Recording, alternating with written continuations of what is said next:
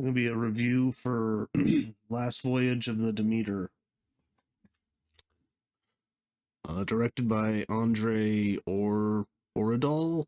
Probably mispronouncing that, but starring Corey Hawkins, Aisling Francois, Liam Cunningham, David Das Melchin, um, Woody Norman, John Briones. So the synopsis: a crew sailing from Bulgaria, Varna, by the Black Sea to England, find they are carrying very dangerous cargo. And that pretty much sets up the movie. So it's connected to Bram Stoker's Dracula. It's the part of that in that movie when they go from Eastern Europe to England, and this is the ship that takes them there. So it's an interesting idea for a movie. When I first heard they were making this, I thought, well, that's a good idea for a movie that no one's done. Tell that little story. And I know this movie got some criticism because some people that really wanted to see it, they saw it. I think they were disappointed. Complaints about how Dracula, some of his look, so it kind of goes from like practical to CG to practical to CG. I think I heard they couldn't get the face to quite move as they wanted, so they kind of just put CG on it. I do agree some of the CGI on Dracula's face is not great, but almost every time they show it, it's in the dark. It's raining often. They're in the middle of a storm on a ship because he's Dracula. He doesn't come out in the day, obviously. So I don't know. It didn't bother me that much, but it's there. Some bad CG here and there. Some of it was practical though, like his wings sometimes were.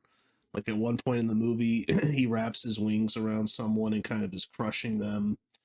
That looked practical to me, but um, so yeah, I know I got some criticism of that. Some people think the movie's too long. Like it didn't need to be this long.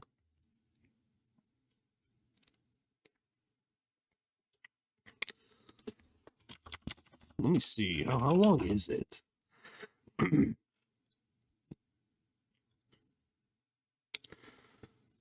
It's 119 minutes. Okay. It's about 2 hours long.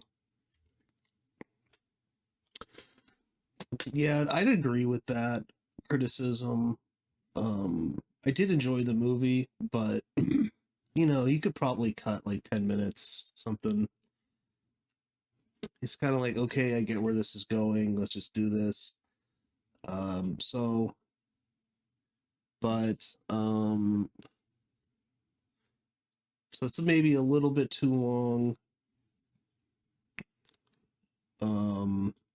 It's maybe a little bit too indulgent on the director side. So, but in the end, I did really like the movie. It's not a perfect movie. It has problems, but I think it's pretty good. It has a really good cast. I think pretty much everyone I thought did a very good job. Uh, Liam Cunningham is an actor that I really like. He kind of got big after Game of Thrones because he plays Davos Seaworth.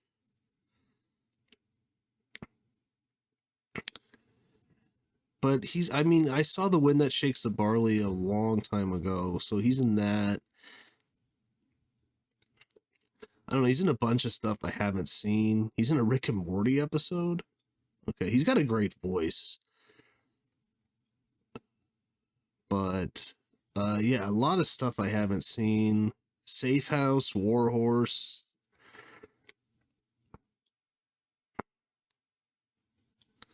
Blood, The Last Vampire, The Mummy, Tomb of the Dragon Emperor. I mean, this guy's career goes back to 92. He's an Into the West policeman. So, but just great actor. He's got commanding voice. He's the captain of the ship. You respect the guy, almost instantly. You can just tell he's a decent guy. He's not cruel or a bad captain or like a drunk or something. Um, and he also has a grandson. We don't really know what happened to the grandson's mother. I don't think they mention it. I just assume she died, and then he kind of had to take care of him, and this is his job, so he brings him with him, as a sea hand. And the young kid takes care of the animals. They have a little bit of animals like pigs, chickens, stuff like that they slaughter and eat. So, and the little kid Woody Norman, I thought was really good because a lot of times with kid actors, they're just not very good. I mean, you kind of hate to say it because it's a kid, you don't want to like pick on them, but it's like usually they're just not very good. But this kid was very very good. Woody Norman, he has a friend, which I thought this was smart too, a dog named Huckleberry, and they have a friendship, and like the whole crew is nice to the kid because he's just a nice kid. You know, there's a funny scene where they're talking about how they're going to spend their money that they get from this because they're going to get this huge bonus if they arrive to London on time. And they're talking. One guy's talking about a brothel, and then and then the captain's like, hey, like watch your language. He's like, oh, I forgot the little one was here. And the kid's like, hey, I'm 9 years old. I know what a brothel is. And they're like, yeah, what is it? And he's like, that's where ladies I think he says that's where ladies take off their breeches. And then the captain's like, well, you're partly right. So it's got good scenes like that, that bring some warmth to this pretty cold, dark matter, I would say, which is probably why I think the movie works because you actually like the people involved. Corey Hawkins does a good job. He's like a graduate of Cambridge, doctor, but he's basically couldn't practice his skills in the UK because he's black, and it takes place in 1897. And unfortunately, that was a reality back then. So it's unfortunate, but it's true. So he's kind of just in Bulgaria, just looking for work, and they're like, okay, we need a few new hands for the ship, and they pick a couple guys, and they don't pick him. Um, David Dostmalchin, who's like the second in command of the ship, basically. Wojciech. He doesn't pick him because he's like, you know nothing about sailing, so they want to pick more experienced people. And he's like, I can be the ship doctor, and he doesn't seem very interested. But then the little kid is kind of playing underneath when they're bringing Dracula's container, and then he has all these other containers with dirt. Because if you know about the lore, he needs the dirt from his home to survive, to sleep in.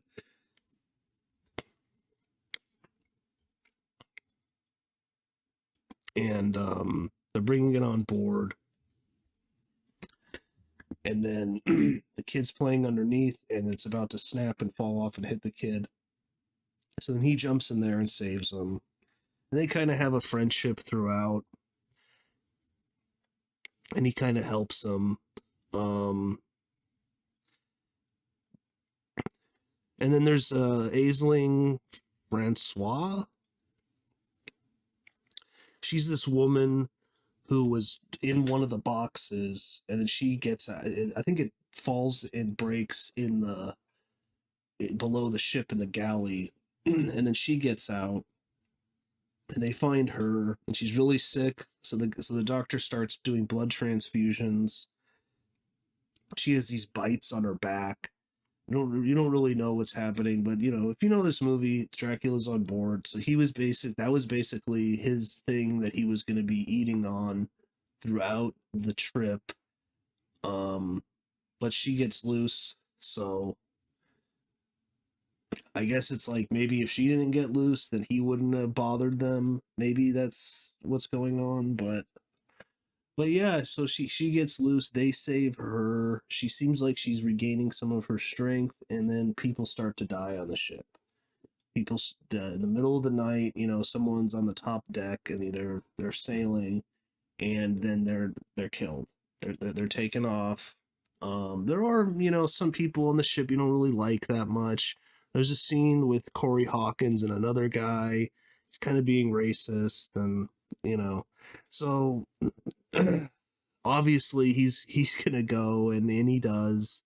And then Aisling Francois regains consciousness, and then she sees that someone just died, so she kind of says like, "What's happening? Like, you don't understand. There's a monster on board. We need to get out of here." Um, and then later you find out that she's from this small town, and there's this old castle in the mountains in the forest, and it's Dracula's castle. And sometimes people go missing from her town. She says the elders make deals with Dracula, and basically she was offered as a sacrifice to him, and then that's why she's in there. So, but yeah, simple movie. People start to be picked off one by one, sometimes two when they double up later on. And I enjoyed it. I mean, I won't go through all the twists and turns in it. There are some, but it's a very simple movie. I haven't seen any of this director's other stuff, but I did like it. I think Del Toro was a producer on it. Guillermo del Toro. I don't know, maybe not. I'm trying to find it.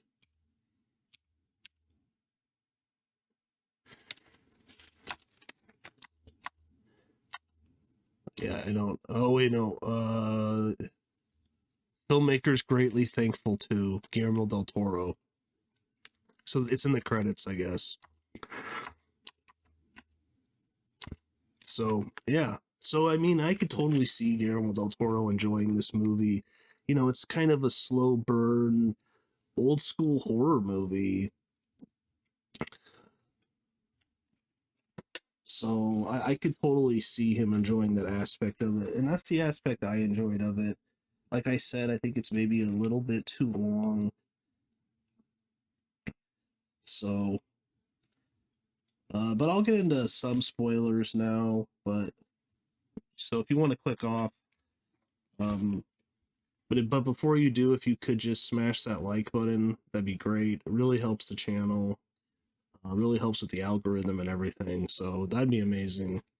But now we'll get into spoilers, though. So, so for the spoilers, that Dracula is getting loose. He's killing people. He ends up killing the dog. The kid's very distressed, and unfortunately, he ends up killing the kid too. And this is like a thing with Roger Ebert and Siskel. Or, yeah, Ebert and Siskel and Ebert was they both kind of get angry when they see like children in peril in a movie, and they find it emotionally manipulative. And I will agree that I think it is. The thing is, usually the kid isn't a very good actor, so it just doesn't usually work very well. But this time, the kid is a very good actor, and I think that the script that was given to him was pretty good. Especially the scenes with his grandfather and stuff. You could tell his grandfather really cares for him. But so the scenes with the kid were good, were very good, very powerful, but a little bit manipulative because the kid ends up being bitten and basically almost dead. And people do turn into vampires in this. So, and then what happens is they start doing blood transfusions. They have hopes that they can save him, like they saved the girl. But as the doctor said, he's not very hopeful because the kid is much smaller, weaker. He doesn't think it will work. And in the end, it doesn't work. And the kid dies. And they're about to, give him a burial at sea. And the grandpa's like, "Oh, I see him moving." And then he opens up the cloth, and the kid starts attacking the grandpa. And then he starts burning, because he's in sunlight. So I don't know, a little manipulative, but everyone's very good. Liam Cunningham is just such a good actor. I mean, I'd like to see him in bigger movies, but I don't know. He's just one of those actors that just always puts in solid work. And it's a very sad scene with him and his grandson, because you get the feeling that the mother kind of probably had a tragic ending, and um and in connection with that, there's a scene where they find that girl.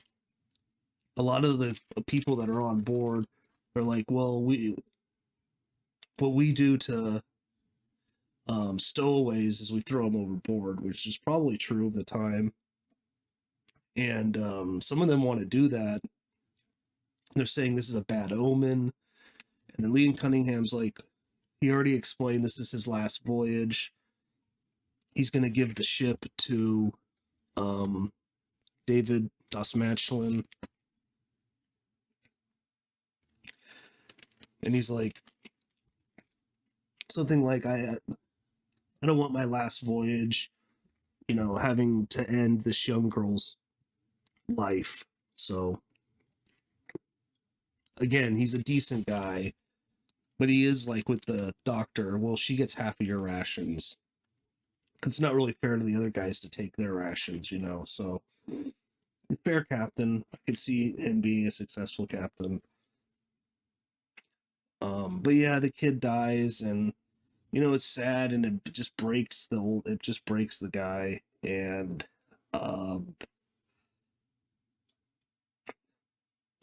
in the end, Dracula is like kind of talking to him, like through, he can like talk to people silently, and he's like saying like, I can bring your child back. And the kid is at the bottom of the sea, half burnt up and dead. So it's like, no. And then he's like thinking, oh, I just need to get him to London and I'll bring him back. But no. And then he kind of snaps out of that because they're gonna scuttle the ship. They don't want him to get to London, which makes sense because there's tons of people to feed on, and that's why the lady said he left Eastern Europe. Um, so yeah, David Dasmatchlin, I don't think I'm pronouncing that right, but he's a very interesting actor. He's in The Dark Knight. The scene with Two-Face, and he's the escaped mental patient. I really like him as an actor. I think he's very good in this. Always, I think, adds something interesting to every role. Um, he's also in Oppenheimer a little bit, so good actor. I think he has a movie coming out, Commune with the Devil. It's like in the '70s talk show host that communes with the devil. I don't know, but I'm sure he'll be good in that movie. But yeah, overall, it's a solid movie. It's good. There are good effects with Dracula, some bad CGI here and there. Like the movie, thought the kid should have lived in the end, but um he doesn't, and but that's how it is. Ship looked great, looked mostly real to me. But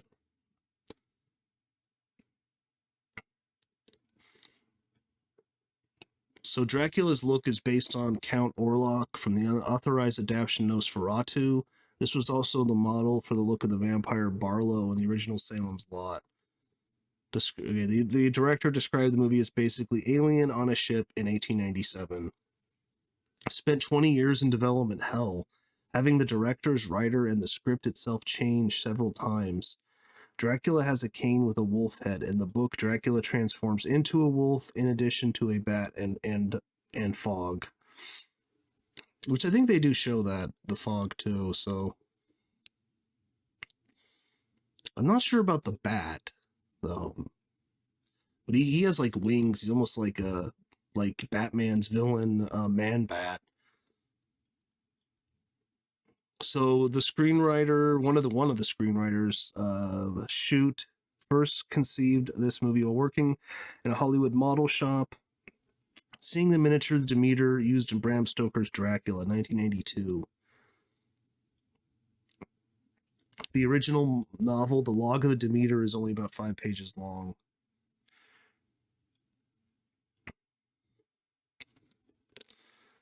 Prior to learning about Dracula, the crew suspects that the animal's death are due to rabies, though they quickly dismiss the idea as it doesn't fit the situation.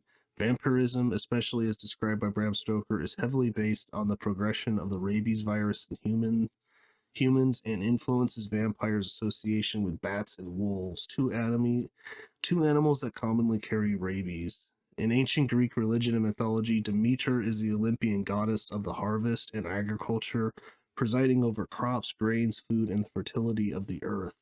Although she is mostly known as the grain goddess, she also appeared as the goddess of health, birth, and marriage, and had connections to the underworld.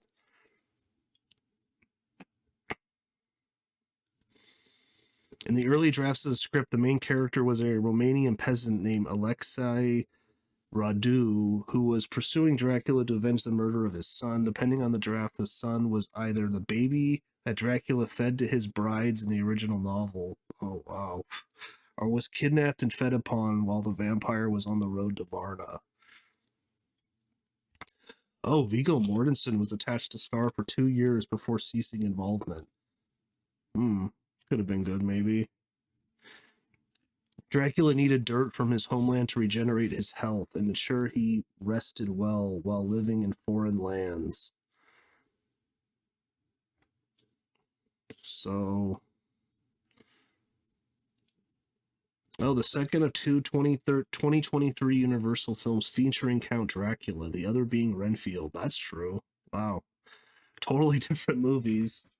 I liked both of them, though. But that's about it. I've been going on for a while, but I did like the movie a lot. I think it's a solid flick, so check it out. Last Voyage of the Demeter. I'm not sure it made that much box office wise, unfortunately, but hopefully it gets a following on home video and Blu-ray and 4K and stuff. And they do set it up for a sequel, so I would watch it if they made the sequel. I'd watch it. So, but that's about it. See you next time.